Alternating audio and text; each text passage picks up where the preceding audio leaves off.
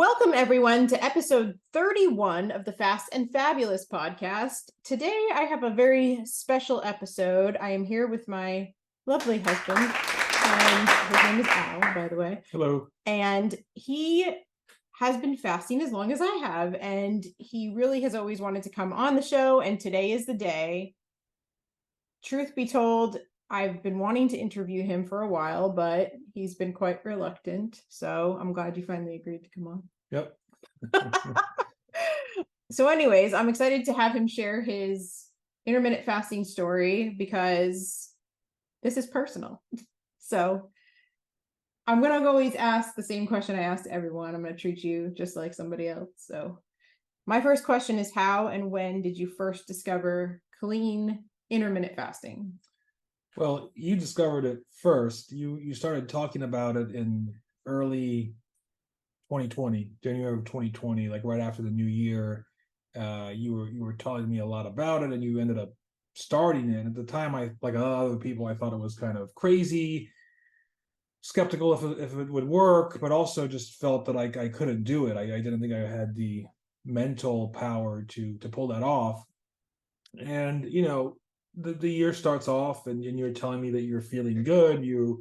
You're starting to see some even initial results, even if it's not weight loss, but your clothes starts fitting you differently. So I became more intrigued by it. But I'll never forget the first day I actually did it was almost by accident. It was President's Day 2020, which is sometime in February, and I had a doctor's appointment, and it was some kind of medical test that I had to fast for. And I had scheduled an 8 a.m. appointment because, again, I didn't want to fast too long. I wanted to eat breakfast, so I figured by 9 a.m. I'll be done and I could eat.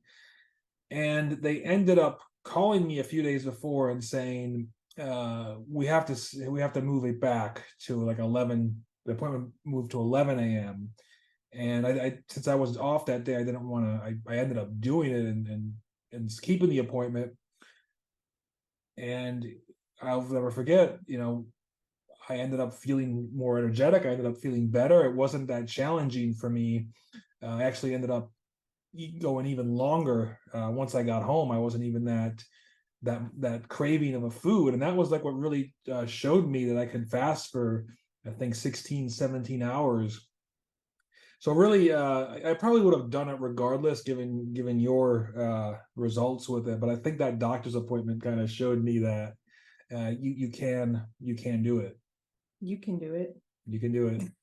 You can do it. Anyone can. So you started in 2020, and then really, there was a lot of challenges in life after, with COVID, and then we had some family, challenges. So that happened, and you were plateaued for a really long time. So how long did you plateau for, and what was your initial weight loss? How long did that take? So I would say I lost about, from February of 2020 to June or July of that year, I lost about 20 pounds. Okay. Which was really helpful, because if you think about that time, it was COVID lockdowns. We were all locked in our houses. We weren't socializing. It could have easily been the other way, where I would have gained 20 pounds. So I lost that first 20 pounds, which was great. But then I did plateau, and I pretty much was stuck. I lost 20 pounds, and between the summer of 2020 and the end of 2022, I had gained back 10, I believe. So yeah, I plateaued and even gained some extra weight. And how long was that for? A long time. Well, if you do the math, it'd be summer of 2020 until the end of 2022. So like 2 years and a half. Don't ask me to do math. No, that's 2 years and a half, really. Okay, so 2.5 years he plateaued. This is important for all the turtles. But I was fasting still every single day. He never stopped to fast. I was doing 16 at least, if not more. Every day he fasted, even when the scale went up. He just kept fasting. And then one day, your plateau broke. Let's talk about that. How did you break your plateau? Well, I went into 2023 just really saying that I'm going to stop telling myself this is the year I lose weight, and that this will be the year that I do it. And really, I wanted to focus on two things. Number one was just correcting my appetite, because even though I was fasting all these hours, I was just eating a lot in my window. So just Yes. kind of mindless eating. Not I wasn't eating the worst things in the world, but I was eating a lot. I was eating a lot of food, and really it didn't matter that I fasted because I was still eating so much. But the other big thing that I did was just start to exercise again, and do it habitually and continually. I think that probably helped you achieve appetite correction. Yeah. Would you agree with that? Help achieve appetite correction. And I think I'm the kind of person that when I'm exercising, I'm going to just eat better.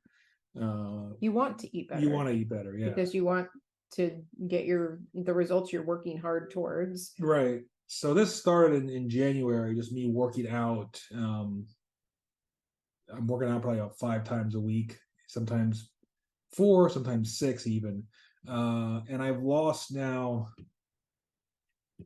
I'd say 35 pounds this year. Since the plateau was broken. plateau. Just so 35 pounds this year, 20 last year. So that's 55 pounds. Look, I did math.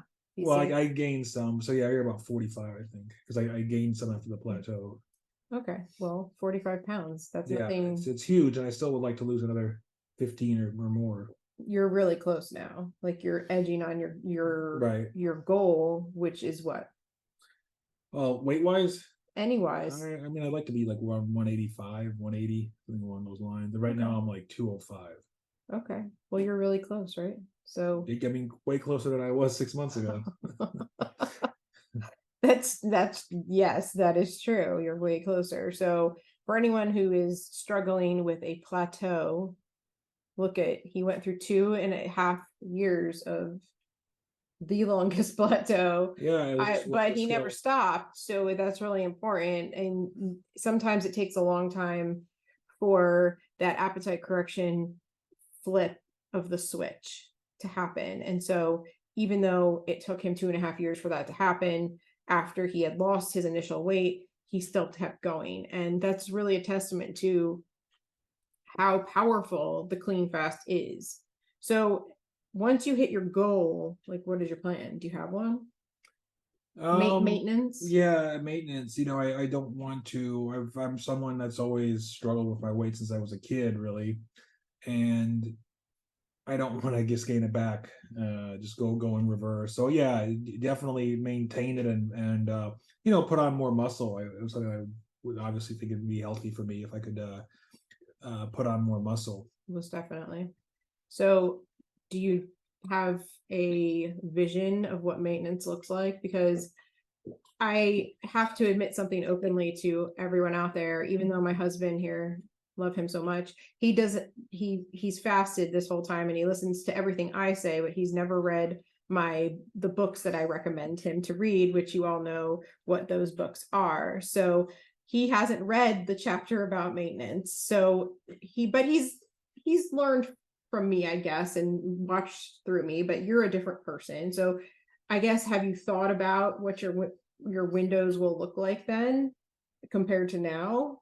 I haven't really thought about it. I've been more focused on just getting to that goal and more in that losing mindset, because I still have 20 pounds to lose, and it's probably going to be a harder 20 pounds than my first 35 pounds. The last few pounds are always it's 20 pounds is quite a bit. So I think that'll, I haven't really thought about it a lot, but I do want to maintain it. And my fasts, I average about 17, 18. I'd say 18 is my average, but I also tend to do longer fasts. do longer fasts. Yeah. I've done, well, by longer, we're talking about 20 plus hours. 20, yeah. Some people listening do like 42-hour fasts. Like so I just want to be clear, when we say longer, it's nothing like that. He doesn't do that. But I would say you've done some modified down days. Yeah, 25 is my longest, I think. Yeah. 25 is my longest. And really the best way for me to do it is to close my window early. Yeah. Like 11 to 3 is my sweet spot, maybe a little earlier, a little later. But when I do that and I get by the evening, I can really fast easily into 24 hours the next day. So let's talk about the early window, because I feel like for a lot of people that is a huge game changer. And for a lot of my clients, it's been a huge game changer. And so I'm really feeling like it needs to be put out there more that just because you're eating one meal a day, just because you're fasting 18 to whatever hours a day, and you're eating in a restricted time window, it doesn't necessarily mean that that meal that you have has to be dinner. So a lot of us have lunch. I know some people who even have morning windows because they like breakfast. And so they just have an early window in the morning, and then they hit their fasting timer into to the next day. So morning versus lunch versus evening, I'd say the majority of people like evening windows, but moving your window if you can, because I know not everyone can move their eating window. It's difficult if you're in the office all day, or you're even just any type of job situation where you're not in your home, to move your main meal of the day, to when you're not there. So if you have the capability and the know-how to move your window from dinner to lunch, and you don't have to do this every day, mix it up. But if you're trying to break through a plateau, that could be something you try. So just to put that in everybody's pocket today. So that's your little plateau breakthrough of the day. So let's go back to exercise. And you went from exercising like none to now you're like crazy like me. So what's driving you? It's to me, it's breaking the habit. So I was when I first met you, way back long ago, 13, 14 years ago, I was doing CrossFit, I was doing martial arts. Yes, you did. It was very habitual for me to work out. Every day I had to do this. We both had our routines. Then I got a job in a different town, and I got a really long commute, and that was just the start of it. We were also married at that point. Yeah, but I think that at that point, with this long, getting up early to drive and then coming home late at night, you just kind of stop. You start going just the weekends, and then eventually we had kids, and I just completely stopped. And working, when you have little babies, you're just trying to you're just trying to get by. You're just surviving. You're surviving, right? And then the last few years, just working out just seemed like, just thinking about it just got me down. Like a chore. Like a chore, yeah. It just seemed like an impossibility. And it's become a habit for me again now. We both do the hot sauna workouts. I even go to, if I just want to lift weights, sometimes I'll just go to my like 24/7 gym over here. But yeah, it's a habit for me now. And it's the opposite. If I don't go to the gym, it feels like something is wrong. Yeah. Whereabouts before, it felt like a chore and it was wrong to kind of go. Now it feels like something's wrong if I'm not there.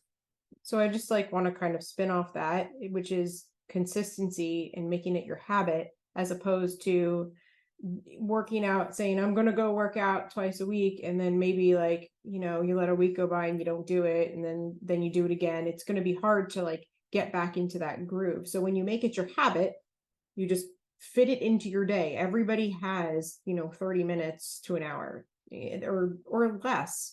Sometimes it's just a 15-minute walk, but you can work it into your day somewhere. Movement is, I feel like in this lifestyle, almost essential to you achieving your goals. Some sort of movement. And for every single one of our body types and every single one of our challenges, it's going to be different. So whether it's a walk, whether you're doing intense like CrossFit workouts, personally, I feel like putting movement into your routine, making it your habit, just along with your intermittent fasting habit, that's when you achieve your goals.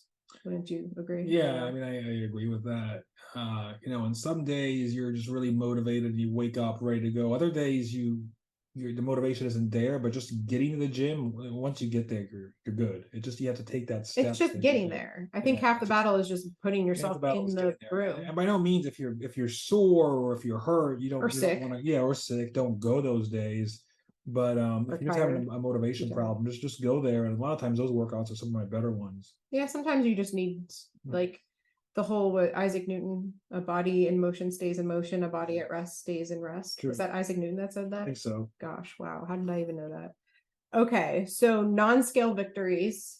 This is something I ask because it's my favorite part of fasting. We show up for the weight loss, we stay for the healing and the health benefits. What have been your non-scale victories that you wouldn't mind sharing with everyone? Well, I mean, clothes is definitely one. You start to see clothes be baggier on you, or clothes that was tight is not tight anymore. But I think for me, it's been my face. When I looked at my face before, it was bloated, it was swollen, and now I'm just seeing a skinnier face, a more toned face, and I think that when you look in the mirror every day, you don't really pick up on it. But when you're looking at a camera or you see a picture of yourself, I was FaceTiming a relative of mine the other day, and I was really just looked at my face, and it looked totally different than it did, a year ago. Yeah. So I think that's been a huge noticeable thing for me. I think it's more than your face, but I mean, to be fair, No, your whole body. yeah, it's your whole body. Yeah. But I just want to do something different than just saying, like the clothes and Oh, things like yeah. that. I mean, aside from that, has there any been like major health things that have either cleared up or gone away, or any sort of healing that's happened for you? I mean, I would say I definitely feel more energetic and less lethargic Yeah, doing this. that's a big And one. I think that the belief is that you have to have breakfast first thing in the morning because that's what fuels your body. And this has been shown that be the opposite of true, especially if you're eating things like pancakes and muffins and donuts to start your day. I think the big thing for me has been, and I drink coffee every morning. I drink black coffee. I like black coffee to begin with. So even that was an easy that was an transition easy for transition, you. yeah, because that black coffee wasn't an issue for me. Right. I never was somebody that was really big on. No, you weren't a coffee I creamer, put sugar some person. creamer in there, but never like sugars and things like that. So yeah, I feel very. I just feel energetic in the mornings. Well, I think that's a pretty big win, Yeah, for like sure. having more energy just to get through the day. Um, especially, into your 40s, it's kind of like you, especially when having little kids in your 40s, if you Right. can relate to that.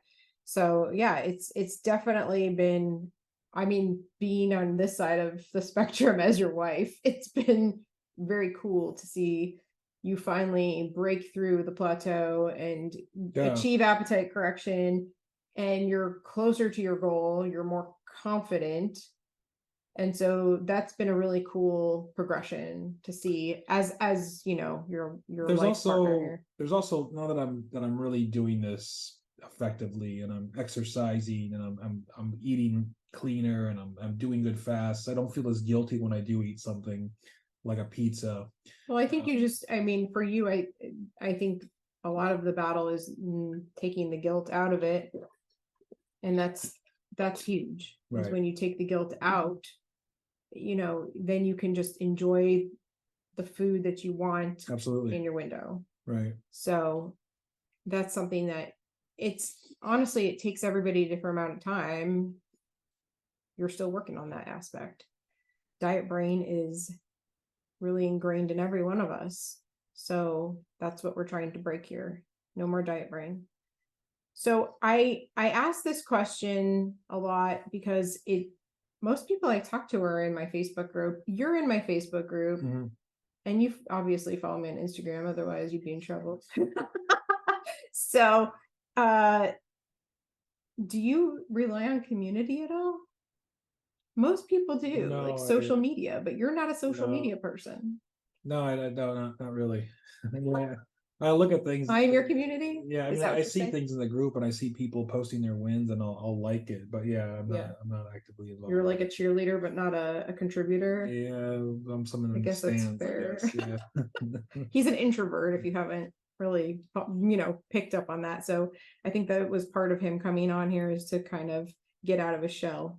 And I like that. So if somebody's listening, especially a man, because I like getting male perspectives, and you can give one piece of advice to that person, that male figure out there who could be overweight, unwell, sick, and tired, and maybe looking into intermittent fasting, but they're hesitant, like you were, what would you tell them to give them that little push? It's not difficult. It's not expensive. It's free, in fact. It's free. Yeah, it's free. And like it happened with me, just try it for a day or two. I gave that example of the doctors, and that kind of what showed me that I could go 17 hours. But then when I started doing it, I would start at 14 hours. I instead of having breakfast first thing in the morning, I would get up around 6:30, 7 a.m. and I would eat pretty much at 7 a.m. right away. And then I would go to work. So what I started doing was I started eating like a little bowl of fruit or some cottage cheese and yogurt like around 10 a.m. I equate it to if you're doing bench press and you start off, you could only do 100 pounds or something, and then gradually you build it up, Yeah. right? So I would say, build it up first. You don't need to start doing 24-hour fasts right away. Do those graduals, 10, 12, 16, whatever it takes you. No matter depending on your personality, because some people are like, I like to dive right in, and that's fine. But I think just the first few days to see if you can dive right in, do those little, 16, 17 hours. I mean, I started with 14 hours because I was like a child that had to eat every 3 hours. I never thought this would work for me. No, I mean, I started with the 14 too when I started really doing it, and I would always bring a little snack, a healthy snack, but I'd always have something just in case, because there was a at this time I was going into the office. Yeah, you were scared, and I was scared, and I would get hungry, and eventually got to a point where again you start lengthening your fast. It's like I don't really need that bowl of yogurt or whatever it was that. What are some things you do to lengthen your fast? Or to make you feel like you could fast longer? Keep busy. Oh, that's so cool. I'm a boredom eater, and the days that I go the longest are days if I have a long work day full of meetings. Like I could go 20 plus hours, 24 hours. I like to go to the beach and don't buy anything at the beach. Like there's no besides water or anything like that. I could go easily 24 Not hours. on our beach. Some beaches have things to yes, it depends what beach you go to, but like I'm busy with either working out at the beach or hanging out with the kids, and I can just take so whatever it is, it's just being distractions. Distract yourself in any way possible. Yeah. Well, I mean, I don't know if it's like I'm doing the distraction so I don't eat, but it's just more like organically happening. It does, and I feel like you're more productive in that way. Right. Yeah. I'm always because I'm actually doing something, and maybe I'm not even close to a pantry of food, and you're not even thinking about it. Physically removing yourself from being able to access food is kind of key for me sometimes. Like if I am at the end of my fast, this is totally a tangent now because but that's okay. This is what we're here for. I will go out and purposely run an errand just to get through that last hour. Yeah, do whatever you can do to kind of keep you busy. You can draw or paint or whatever it is that kind of keeps your mind. What you do, right? You draw or paint when you're passing time, right? Do you quilt or knit? Yeah, knit. Yeah, you do. Okay. All right. Well, so I'm so glad we could do this because a lot of people asked me about you, and I'm glad we could finally virtually introduce you to everyone in the world. And I hope you guys enjoyed meeting my husband and getting a little glimpse into the life of a couple that fasts, because maybe you're out there listening and your wife or your husband wants to start fasting and they're really not sure. Well, I hope we can inspire somebody out there, because collectively we've lost over near 100 pounds. Yeah. And you can too, because if we can do it, anyone can. All right, I'm going to leave you with that.